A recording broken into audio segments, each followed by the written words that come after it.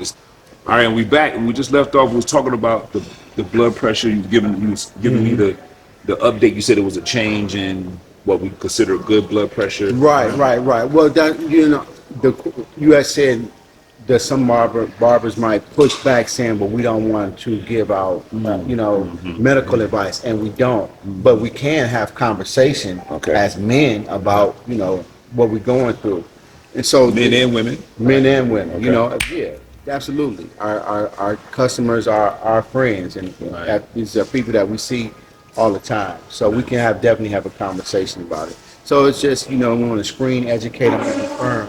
We got real quick literacy programs where we got bookshelves inside of the barbershops within the Urban Barber Association. Kid comes in, read the book while he's in the chair, or the parent reads the book to the kid. And while the kid is in the chair, he tells us about the book. We got programs that we made, a lot of guys that got the felony background, 6 pages of companies that has that hire people with felony background. So we're doing a lot with the Urban Barber Association to promote community health, not just physical health, but health overall. Right. So you made me think about when you mentioned about reading to the kids. So my son was actually in kindergarten, or it might have been first grade. They convinced me to go, and they wanted me to come in as the barbers. I came with my barber jacket and read it to the class. Tell you what, the kids loved it, but they put you to work though. But they loved it.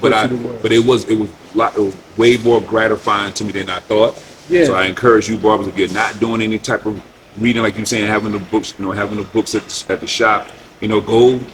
Your kids or your clients' kids, go to their schools and go read to them and reach out to the local elementary school. Exactly, and go out and make your presence felt, because again, as barbers, we know in barbershops, we are pillars in our communities, and they need to see us in these areas. So these little kids, they look up to us. Like, of course, a kid is going to look up to LeBron or some other Steph Curry or whomever else, but those are people that they cannot touch. These kids walk past your shop every day. These are people that can come in and touch you, whether you know it or not, whether you accept it or not. You are a beacon of light in your community, and you have a responsibility to your community to help those people out.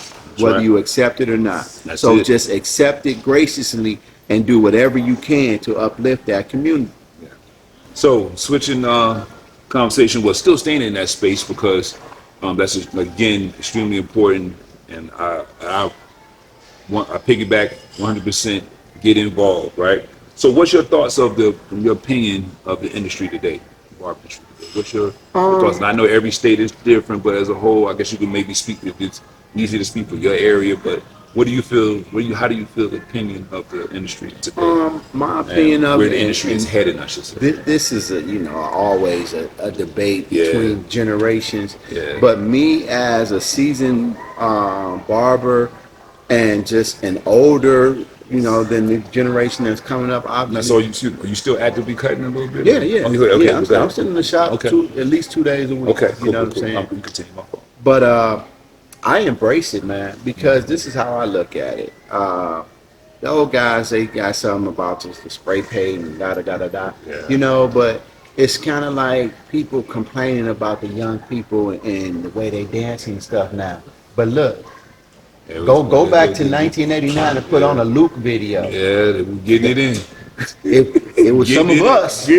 That was some of us. Wide open. Remember that. And it's always a predecessor to whatever it is today. So if you want to be mad at the spray paint, all of us messed with Beijing back in the day. All of us did. You know what I'm saying? So let's keep it real. Let's keep it real. And as far as if we in this industry just talk about strictly money.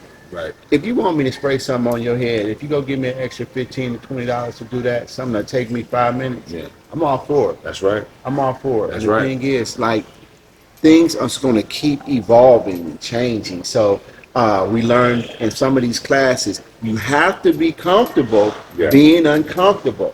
Yeah, I hear that, and I tell that to my class all the time. Yeah, you have. I want you to be comfortable and I want you to be comfortable in an uncomfortable situation. I say Right. that. I said, oh, Right. that's So, it right there. you know, That's it. I don't have a problem with the industry Yeah. and the way it's going Yeah. because at the end of the day, it's all going to equate to a dollar sign.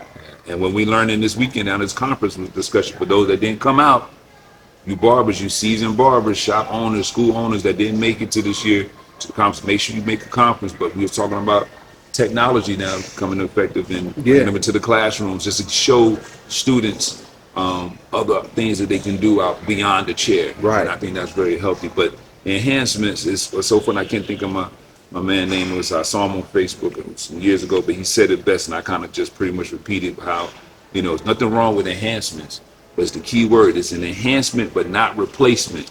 Right. That's sometimes the problem we have with some of the, current barbers is that they relying heavy on the enhancements. They more painters, They more artists. painters. And I had a customer one time tell me, he was like, he had moved, he had relocated from, Raleigh to, at the time he was in Charlotte, but he was going by way of moving to Atlanta actually. But anyway, he was telling me, he's like, man, he said, man, these cats, man, he said, you got to come up here and cut my hair. You got to move or something. I said, what you mean? I said, there's some great barbers anyway. He's like, nah, man, these cats, when they said I knew it was a problem, when dude edging me up, and he just stopped and shakes his head to me, I don't like that, and wipes my forehead and start over. Oh man.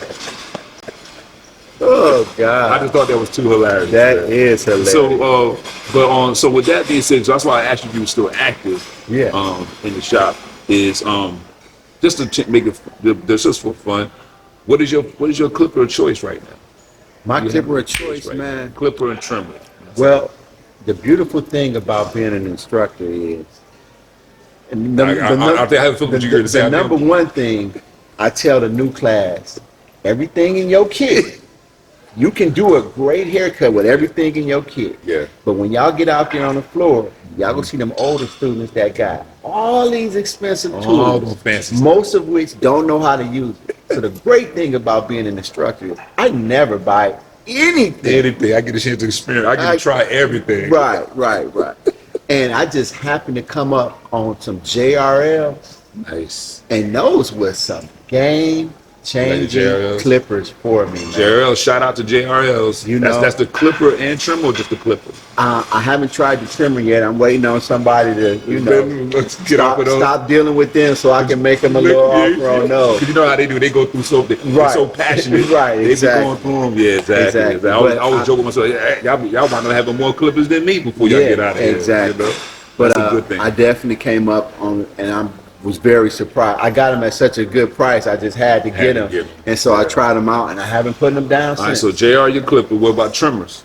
My go-to, and this goes shock a lot of y'all, I still mess with my Wall Heroes. Heroes? Corded and everything. Shout out to Walls Heroes. Note this.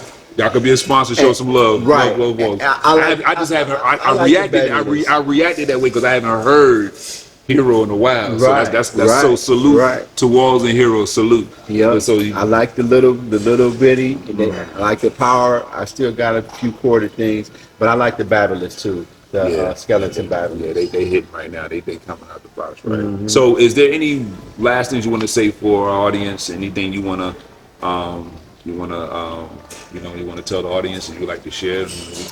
For all of our young barbers, this is what I tell for barbers that's graduating from barber college or new barbers that I come to work with me at Urban Cuts Barbershop. You have to have patience and you have to have consistency. Patience and consistency equals dollars. If you don't have either one of them, it's just not going to work. You have to wait because I had to wait. You got to pay your dues because he had to pay his dues. That's right. All those videos on YouTube and TikTok and Instagram that you're watching, those barbers that's world famous or making thousands and thousands of dollars every week, they're not telling you that part. They had to wait. You got to pay your dues. There's no way around it in this game right here. Love it. Pay your dues. Patience, consistency equals success. Money, green. Yeah. And he's right. Like you said, those social influences, you don't see the hard work they put behind this work regardless of whatever you're going to do. Yeah. It's work regardless if required. Right. So on that note, I thank you again, sir, for having to sit down with me. We're gonna go ahead and grab a bite because I done took this man time, so we're gonna let him go and get his grub on here. We gotta get into our next class. So remember, make sure you like, subscribe.